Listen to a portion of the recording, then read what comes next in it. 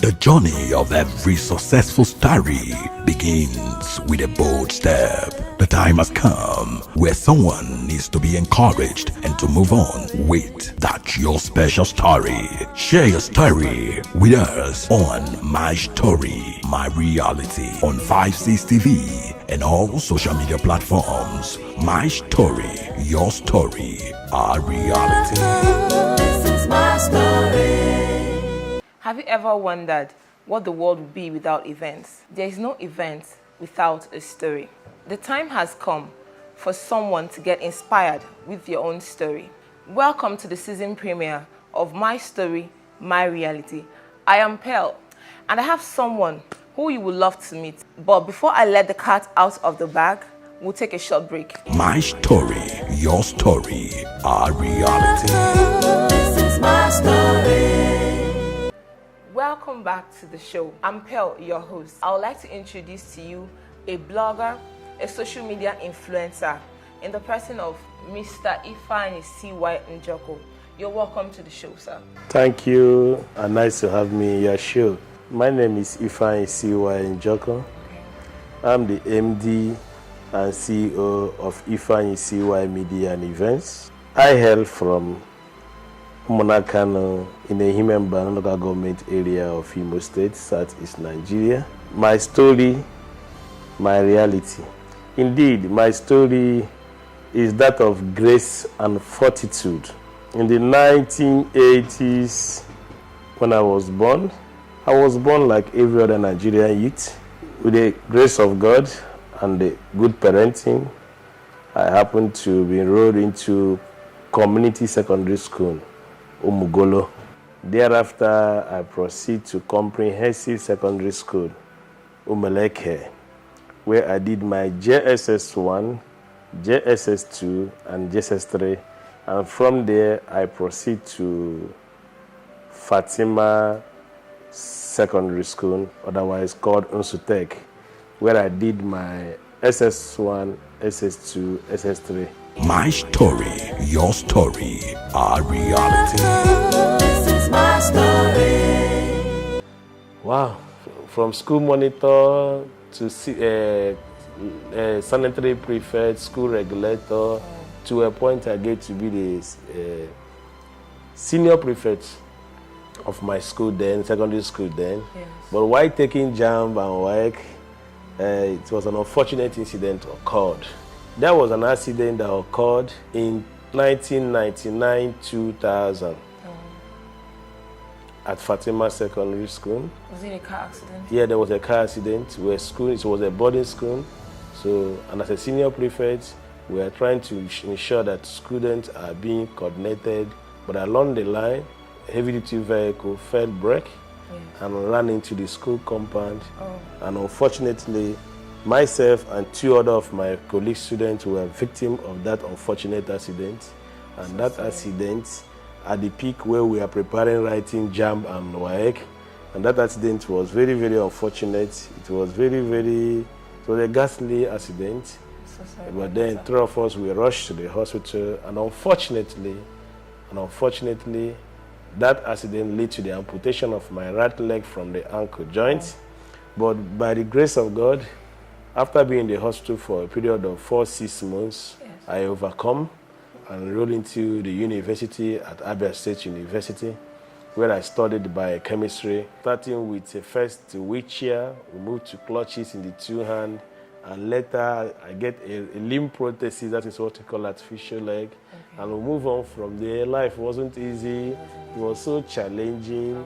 Things were going through pains, going through difficulties. Life was so excruciating. But I am determined to succeed in life.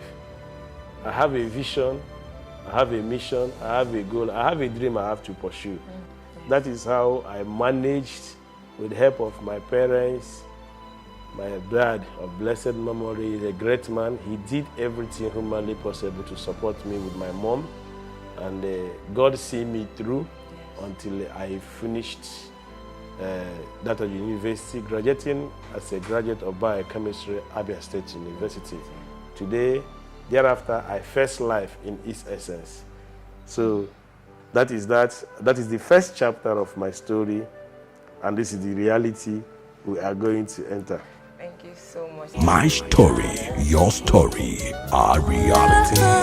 This is my story. By the time you were having the challenges of your leg being amputated, I think there should have been a time when you may have been depressed at some point, because you have to be in school with some other students that were okay, so to say. So how were you able to face those challenges? How were you able to manage the depression? That is, if you were even depressed at the time. To be very, very honest with you, the reality of my story was so excruciating. It was so painful. Imagine going to school with clutches.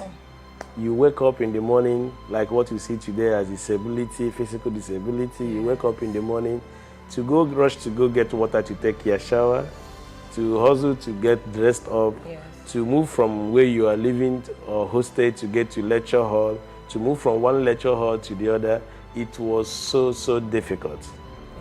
You'll be moving around, people will be saying sorry, sympathizing, sympathy. It was emotionally drained, psychologically disturbed.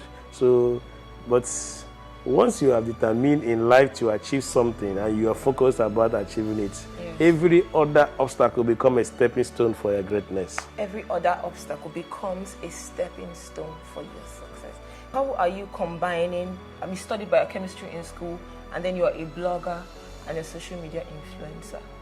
So what about the biochemistry you studied in school? You're not practicing? While in the university, there are what we call dreams and vision. Yes. There are, I developed that creative abilities, and I'm a great thinker.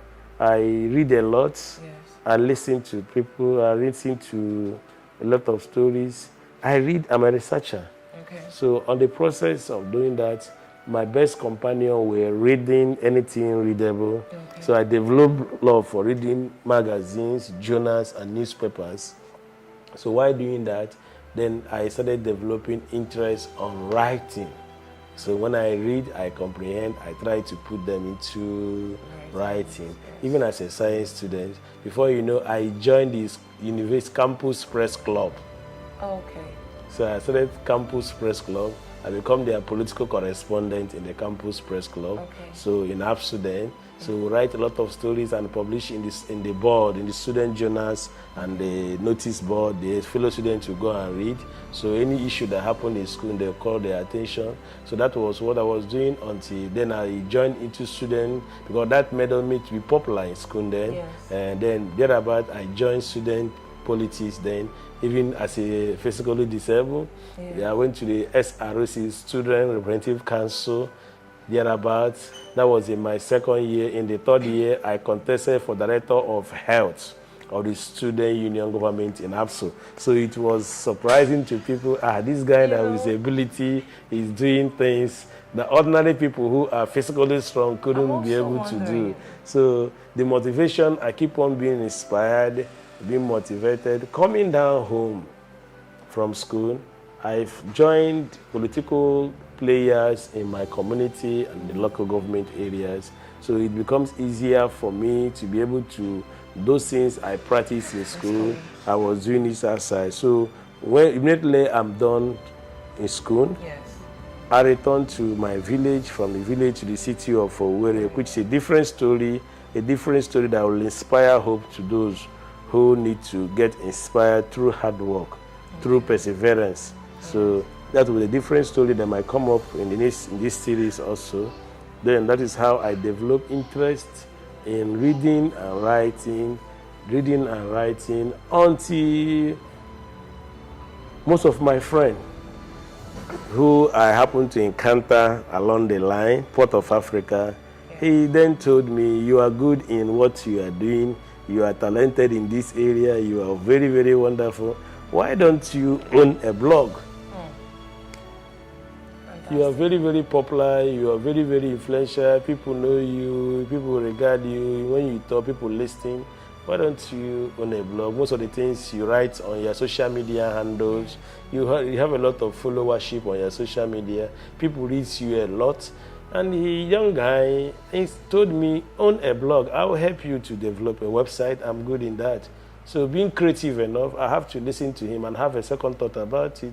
Before discuss about it, I open a blog, IfeanyiCy blog.